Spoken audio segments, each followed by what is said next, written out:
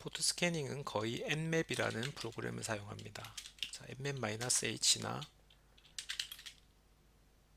man nmap을 해보시면 수많은 옵션들에 대해서 설명되어 있습니다. 각 옵션들을 모두 설명드리려면 nmap 프로그램 자체로만 책이나 강좌 하나를 따로 만들어야 할 정도입니다. 그중 이 강의에서는 주로 쓰이는 핵심 옵션만 몇 가지 이따가 설명드리기로 하고, 일단은 아무런 옵션 없이 실행해 보도록 하겠습니다. nmap을 입력하시고 그 다음에 IP 주소를 입력하시면 됩니다. 자, 아까 호스트 검색에서 나왔던 192.168.56.107번을 한번 입력해 보겠습니다. 꽤 많은 포트가 열려 있습니다. 제 생각에는 이것이 메타스플로이터일 것 같습니다. 자, 간단하게 이렇게 IP만 입력하여도 포트와 관련된 정보를 알 수 있습니다. 이렇게 아무런 옵션을 주지 않으면 커넥트 스캐닝이라는 기법을 이용해서 포트 스캐닝을 수행하는데, 이건 지금처럼 "-st" 옵션을 준 것과 동일하게 동작합니다. 커넥트 스캐닝은 각 포트에 대해서 TCP 커넥트, 즉 접속을 시도해보고 SYN, SYNACK, ACK의 3&shake 과정이 완료가 되어 커넥션이 성립이 되면 포트가 열려 있다고 판단하는 기법입니다.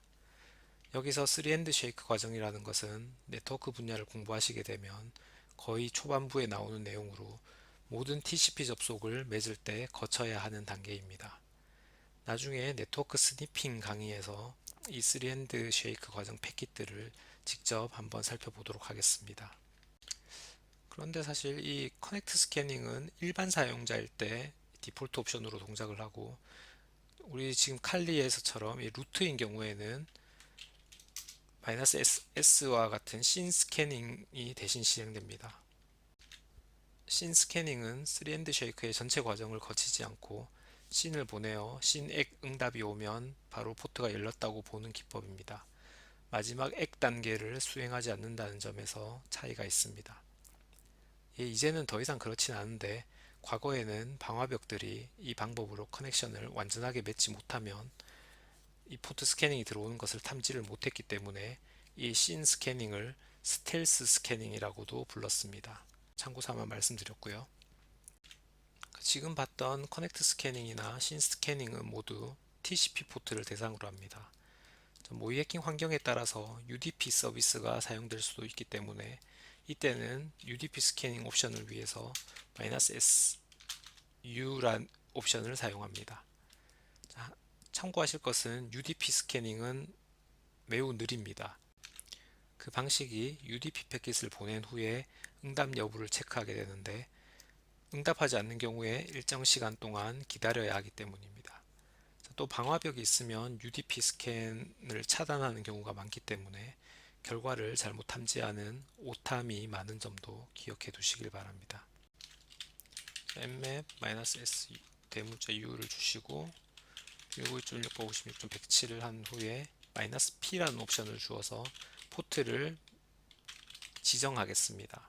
이 "-p는 스캐닝할 포트 번호를 지정하는 것인데, 지금처럼 범위로 줄 수도 있습니다. 110번에서 140번까지에 대해서만 포트 스캐닝을 시도합니다.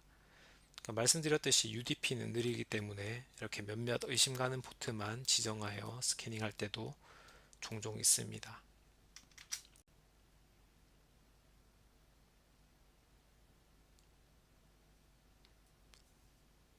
자, 실행을 하면 결과가 나왔는데, 여기 보시면은 이 111번과 137번이 오픈이 되어 있다고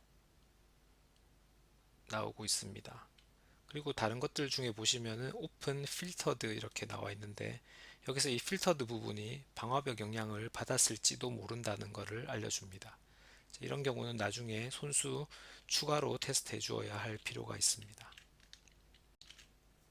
nmap의 대문자 "-o" 옵션을 이용해서 공격 대상의 운영 체제도 알아낼 수 있습니다.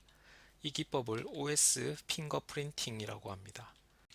사실 아직까지 우리는 이 107번 호스트가 메타스플로이터블인지 윈도우인지 공식적으로 확인한 적은 없습니다. 그래서 이 IP를 한번 입력해 줘 보겠습니다. 107.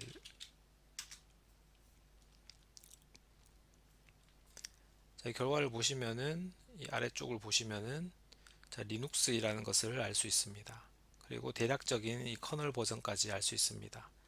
이게 리눅스인 걸 보니 우리는 이 호스트가 메타스플로이터블인 걸 알 수 있습니다. 자, 이번에는 "-s 대문자 v를 주면은 배너 그래빙이라고 해서 이 버전 정보를 확인할 수 있습니다. 다시 56.107번에 대해서 시도해 보겠습니다. 결과를 보시면 각 서비스에 해당하는 버전들을 쭉 출력을 하고 있습니다. 이러한 버전 정보는 나중에 공격 단계에서 아주 중요하게 사용됩니다. 지금까지 소개해 드렸던 것, OS 핑거 프린팅이나 이 배너 그래빙 같은 것을 한 번에 수행하는 옵션으로 "-a를 사용하실 수도 있습니다. 마이너스 대문자 a요. 그리고 56.107을 입력하시면, 그리고 결과를 보시면 이 버전 정보와 아래쪽에 이 OS 핑거프린팅 결과가 나타나고 있습니다. 그리고 결과의 형태가 조금 다르게 나오는데, 여기 표시되는 것들은 이제 이 찾은 서비스에 대해서 간단한 스크립트가 실행이 되는 것입니다. 스크립트로 추가적인 정보를 알려주고 있고요. 그다음 제일 밑에 보시면 트레이스 라우트까지 자동으로 수행을 합니다. 이렇게 A 옵션을 사용하면 종합 선물 세트처럼 정보를 알아낼 수 있지만, 그만큼 시간이 오래 걸리기 때문에 시간이 촉박한 경우에는 필요한 옵션만 사용하시면 됩니다. nmap의 고급 기능으로 nmap 스크립팅 엔진이라고 하는 것이 있습니다. 이걸 이용하면 특정 서비스를 공격하는 스크립트를 실행하여 취약점과 익스플로이트 가능 여부를 알아낼 수 있습니다. 아까 A 옵션에서 봤었던 이 스크립트들도 이 nmap 스크립팅 엔진의 스크립트라고 보시면 됩니다. 스크립트의 위치는 /user share /nmap /scripts 밑에 있습니다. 여기 보시면 서비스별로 다양한 스크립트들이 있습니다. 이 중에서 FTP 관련 스크립트들을 알아보시려면은 FTP 뒤에 이렇게 와일드카드 문자로 아스터리스크를 주시면 FTP 관련 스크립트들만 검색이 됩니다. 이 스크립트의 사용법은 대시 스크립트 옵션을 이용을 하면 되는데요.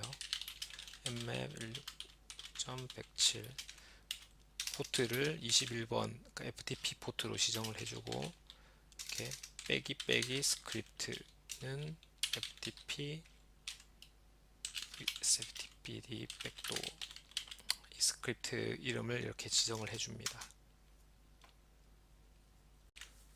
이 스크립트는 VSFTPD 2.3.4 버전에 백도어가 있는지를 검사하는 스크립트입니다. 검사를 해본 다음에 실제로 익스플로잇을 해서 그 결과를 보여줍니다.